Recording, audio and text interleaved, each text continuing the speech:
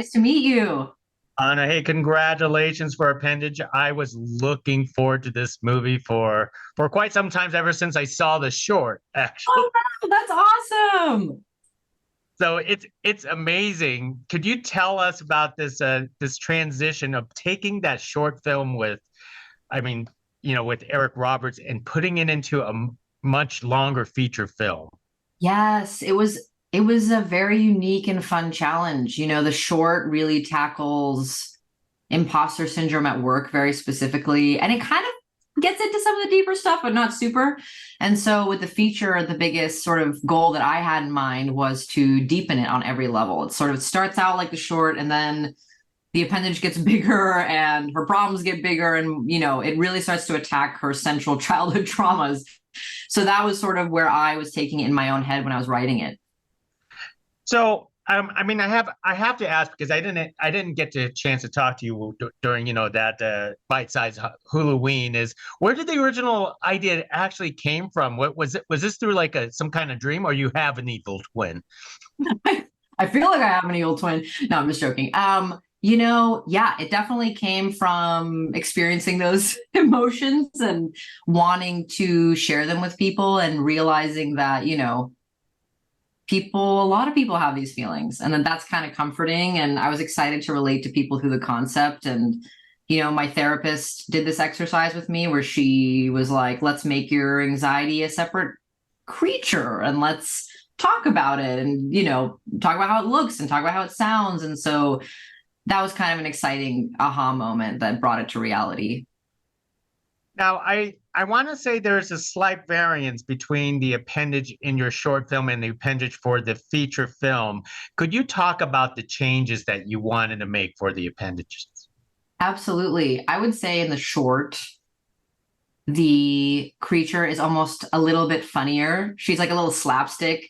And in the feature, we wanted to make it a little bit darker, a little bit deeper, and more nuanced. And she has to grow in the feature. So we were like, okay, maybe this first stage is a little bit less developed than in the short. And so we kind of went back and forth on that with the ultimate goal of creating something that's actually quite scary by the end of it. So it was an interesting back and forth with Amber, our creature designer, and she was just so awesome. And we would be texting each other all day about this stuff. Like, does it look good like this? I'm like, maybe we shave off a little cheek, like, or add a little cheek, depending on where we were at. But it was an interesting process. I mean, I'm actually amazed. What's the puppetry process actually is like controlling one of these things? Yeah, so it's different for each stage. We had one that kind of looked like that, and that was both a prosthetic application on Hadley Robinson, as well as a remote controlled animatronic face. So that was, and then, it separates off of her and becomes its own thing. So that, required two puppeteers at one point for the arms and for it to kind of like move, as well as remote control. And then we have our second stage, which required six puppeteers and a remote control. And, we had this really amazing voice device where, someone could talk into the microphone and it would actually sync up with the creature. So, I mean, it was a whole production. It was wild. So, did you feel like you lived that dream of actually be one of those who made a short film into a feature film then?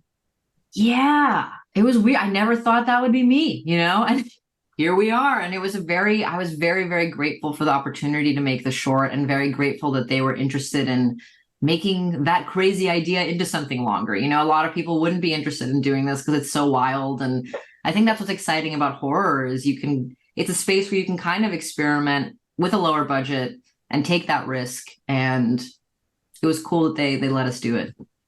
Well, let me end it with one last debatable subject because I know you obviously love horror. The debate is practical versus CGI, and I watched your film and it seems very very practical. So Yes. talk about this subject. Appendage is completely practical in terms of the creature stuff, except for removing the puppeteers, of course, and cleaning up stuff here and there. I just think practical for almost all instances just feels so much more visceral. And for our tone, it really helped in terms of the camp. There's just something about it where it changes the temperature on set too. It literally, it's like, here's another actor in the room. She's gonna do the scene with you. It's like, it affects the actor's performance. I mean, it's just, so I'm a big practical gal with, if you need a little VFX cleanup, that's cool. Both sides. Well, hey, you know what? It's a pleasure meeting you. I waited a long time because after I saw your short film, I was going, gosh, I can't believe I missed her the first time around. But now I got We to. connected. So hopefully we get to do this again. We Thank you. will.